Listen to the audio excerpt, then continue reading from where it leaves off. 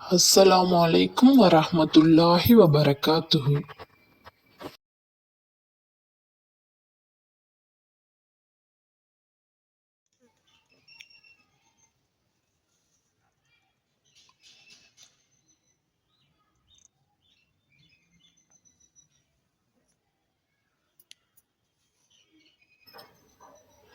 நபியே, முஸ்லிம்கள் முன்னோக்கி வந்த கிப்லாவில் இருந்து அவர்களை திருப்பிவிட்டது எது என மனிதர்கள் சில அறிவியினர்கள் கேட்க ஆரம்பிப்பார்கள்.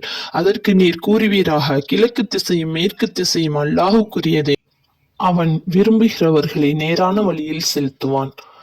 நம்பிக்கையாளர்களே, அவ்வாறே ஏறத்தாழ்வற்ற நடுநிலையான வகுப்பினராகவும் நாம் உங்களை ஆக்கினோம்.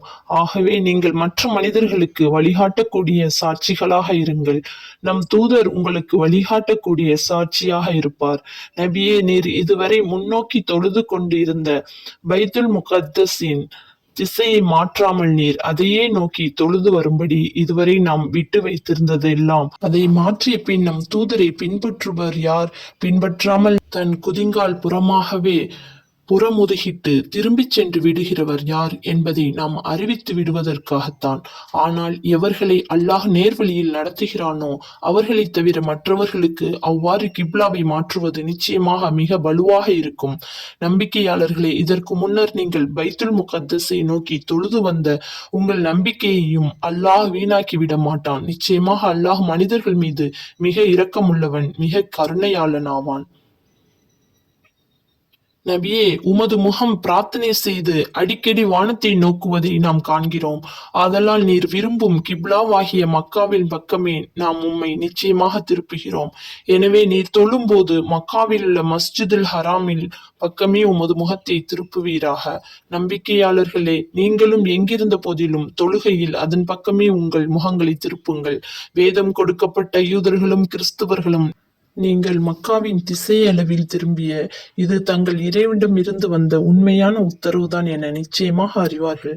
ஏனென்றால் அவ்வாறே அவர்களுடைய வேதத்தில் இருக்கிறது. எனவே உண்மையை மறைக்கும் அவர்கள் செயலை பற்றி அல்லாஹ் பராமுகமாயில்லை. ஆகவே நபியே, வேதம் கொடுக்கப்பட்ட அவர்களிடம் அவர்களை திருப்திப்படுத்தக்கூடிய அத்தாட்சிகள் அனைத்தையும் நீர் கொண்டு வந்த போதிலும் அவர்கள் உமது கிப்லாவை பின்பற்றப் போவதில்லை. நீரும் அவர்களுடைய கிப்லாவை பின்பற்றப் போவதில்லை. வேதம் கொடுக்கப்பட்ட அவர்களும் ஒருவர் மற்றவரின் கிப்லாவை பின்பற்றப் போவதும் இல்லை. ஆதலால் மக்காவை நோக்கி தொழும்படி உமக்கு வகையின் மூலம் உத்தரவு வந்ததன் பின்னரும் அவர்களுடைய விருப்பங்களை நீர் பின்பற்றினால் நிச்சயமாக நீரும் அநியாயக்காரர்கள் உள்ளவர்தான் என்று கருதப்படுவீர்.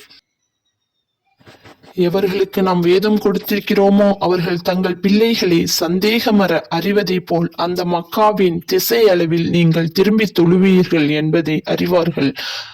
ஆனால் நிச்சயமாக அவர்கள் ஒரு பிரிவினர் நன்கறிந்து கொண்டே இந்த உண்மையை மறைக்கின்றனர்.